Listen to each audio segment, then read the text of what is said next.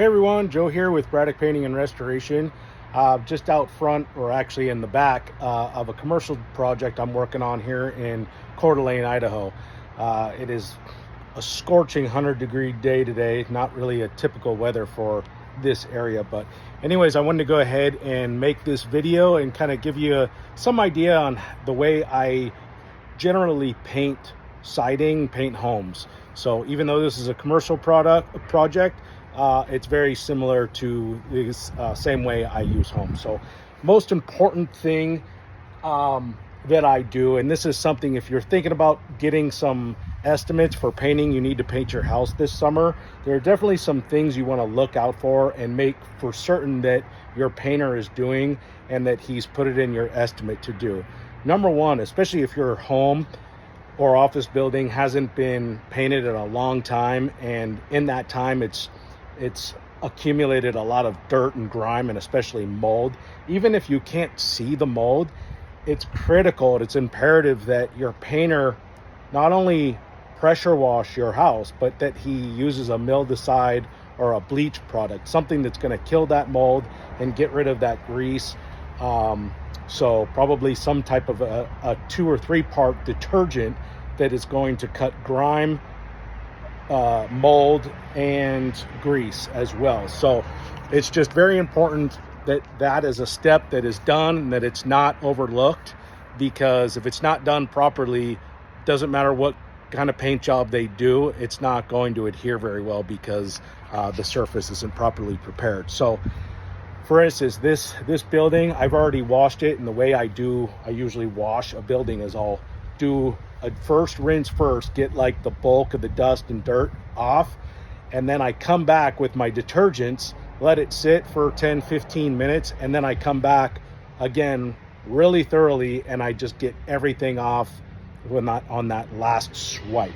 So that's pretty much how I clean a house, and it's like, again, it's something that's critical, that it's a step that your painters do. The second thing you want to look out for is make sure that your surface that you're going to paint hasn't totally failed. So typically you don't want to wait until your paint has failed before you paint, because if you wait to the point where it's failed, and when I say failed, how do you know if your surface has failed? Well, you just rub over it with your hand, and if there's any chalk, like residue on your hand from the paint, like, just kind of a powdery substance, that means your paint has failed.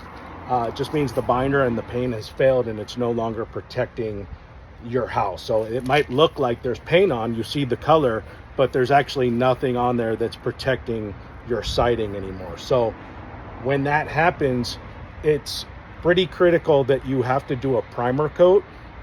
Some painters will try to tell you that all you actually really need is an emulsifier, and yeah, that's okay. You can do an emulsifier and it will protect against the bonding, but something to keep in mind, and this is another thing that a lot of painters will do, because now a lot of these manufacturers are coming out with these paints that are like paint plus primer, and don't be fooled. I mean, there are, and obviously I'm not a chemist, so I can't go into great detail as to like what exactly is qualifying as the priming agent in that paint. My suspicion is that it's qualifying as a primer because maybe it has a little bit more of adhesion properties to that paint. But if your surface needs to be primed, whether it's because the paint has failed or it's a raw surface like wood, that paint, whatever you put on there, is just not going to act as a very good primer. It's not going to block against stain the same way a stain blocking primer would block, and it's definitely not going to bond and adhere like the way a bonding primer would. So take that step. I mean, if a painter comes out and he says, well, I gave you your 2 coats of paint, right, which is the bare minimum, you need 2 coats of paint on your house. If he's qualifying one of those coats as I primed it, or your house needed a primer coat, what you actually essentially got was 1 coat of paint. You got 1 primer coat and 1 top coat, and that's not going to last. So If that's what they're trying to tell you, it's not efficient. You're gonna need a full primer coat, or he or she's gonna need to do 3 full coats, because that first coat, regardless of whether it's a primer coat or it's a paint plus primer coat, it's serving as a primer coat. If your house, your building needs primer, then whatever that first coat is serving and it's acting as a primer coat. So basically all the nutrients that are in that first coat go into the siding. So think about it like this. Paint or primer is meant to protect your paint from your surface. Your paint is meant to protect your surface from the elements, right? So your primer is protecting this way and your paint is protecting outwardly, okay? So that's pretty much the idea there. So the second thing to consider, if you're painting your home, they're gonna probably try and talk you into a medium grade or low grade paint. Obviously it's up to you what kind of paints to use, but in my opinion, it's always better to go with the ultra premium paint. And make sure that you go to whatever manufacturer he's using, whether it's Benjamin Moore, Sherwin-Williams, whatever. Make sure that you go there and you confirm what their ultra premium product is. So for instance, Benjamin Moore, their top premium, they have a few top premium exterior products. The main one is the Regal line, which is the ones that I use the most. Regal is pretty much the best paint you can buy. And then they have some other types of paints like Aura, and it's a high quality paint, but just because it's a high quality paint doesn't necessarily mean that it's something that you want. The Aura has its place. It's, in my opinion, it's more of like a paint that you would use on new construction. And you have a surface that's very smooth and finished.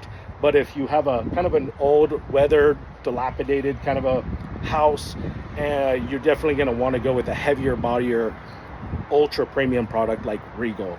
And Regal comes in, I think their Moorguard is one, which is like a thinner paint, and then they have their High Build, which is the one I always use. It's just a awesome paint. It'll last you probably 20 years. So that's the other thing to consider, because you really aren't saving very much money between the difference between a medium grade paint and an ultra premium paint is maybe $10 per gallon. And the average house is maybe 10 gallons of paint. So, you're only saving yourself $200, and if you go with the medium grade paint, but you're cutting the lifespan of that paint job in half. So definitely my opinion is just go with the ultra premium paint. So there's basically the 3 things you want to make certain are happening with your paint job. 1, that your painter is washing it thoroughly and he's using mildicides and bleach to kill all the mold and get all the grease off. That's number 1. Number 2, they're doing a primer coat, and that they're using, make sure too that whatever primers that they're using, that it's a high quality primer. It doesn't have to be like ultra premium unless the situation calls for it, but make sure they're using like a premium paint. So if they're using Kills, it's probably a good idea to use the Kills Premium and not the the 123, because that 123 is passable, but you're only paying maybe again, it's just not that much. The difference between 5 gallons of cheap primer and 5 gallons of expensive primer or premium primer is about $50. So it's not a huge savings. It's just the cost benefit just really isn't there. So make sure you're using premium products. So make sure he's washing everything, he's using mildicides, he's priming everything if it needs to be primed with a high quality primer, and then he's doing 2 full coats of ultra premium paint. That's the paint job you want. You really shouldn't settle for anything less, and the price difference between those different ways of doing it really shouldn't be that much differently. So when I go out and I bid a job, I pretty much just tell them look, this is the way you want to paint your house. This is what you want to do. I mean, obviously, if you have a budget and everything and you need me to get real close, that's fine. Maybe we can cut corners some other way. Maybe we don't paint certain things, something like that. But usually it's not a good idea to try to find those savings in your product. It's just not really worth the amount of money you save. So and as far as the premium products go, you know, same thing goes for like the caulkings that they're, you know, the fillers that they're using, like the caulk. Make sure that that's a premium caulk, because it's just one of those things a lot of people don't consider when they're getting their house painted. Like exactly what they know what paint they're using, right? But they don't know what primers they're using. They don't know what fillers they're using. And a lot of painters, sometimes they'll try to cut corners there and put like a low grade caulking, which just isn't good, especially if your house needs a lot of caulking. So those are the things you want to definitely keep in mind when you're getting an estimate on your house and you're having your painters paint your house. Obviously, the next things you want to look for is making sure that they're masking everything thoroughly and they're using the proper masking products. So here I'm pretty much ultra premium all the way down the line. It's just, there are cheap products out there, but they're just not worth the money you save. So I use 3M masking products for everything. All my blue tape, all my white tape, all my plastic, my paper, everything is 3M. The reason I use the 3M is because it doesn't leave a residue on whatever surface I'm masking, which is critical, because what happens with these cheaper adhesive tapes, they leave a residue behind, and when the painter pulls all that stuff off, you might not see that residue immediately, but it's there. And what ends up happening is that when there's dust, as the dust accumulates, it'll stick to where that tape was, and you'll have an ugly dust area where the tape used to be. So again, it's just another thing to keep in mind. But just make sure that they're masking properly. So when you're masking off a window, it's a full mask. You know, don't let them cheap out and just do the paper around the window and say, oh yeah, that's all you need. Trust me, you're gonna get there's gonna be overspray. There's no such thing as a painter that's so awesome at his trade that he can keep from there being overspray. So don't let them talk you into, this idea that, he's so good he doesn't need to mask anything off. People that have been in the painting trade long enough, we laugh at those kind of guys that try to pitch that nonsense. You have to mask everything. It's what keeps the surface and everything clean, because you're going to have overspray, you're going to have drips. It's just part of the deal. There's going to be drops. So make sure everything is being properly masked. And I think that is pretty much it. Those are like the most critical things. And then just make sure, you get, 3 estimates. You get as many estimates as you can. I mean, don't get more than 3. 3 is kind of about the most you should be looking for. And, when they give you that estimate, make sure, that it's really thorough, that you know exactly what primers they're using, what caulks they're using, how many coats of paint you're getting, what the paint is, all that stuff. Make sure that it's very detailed.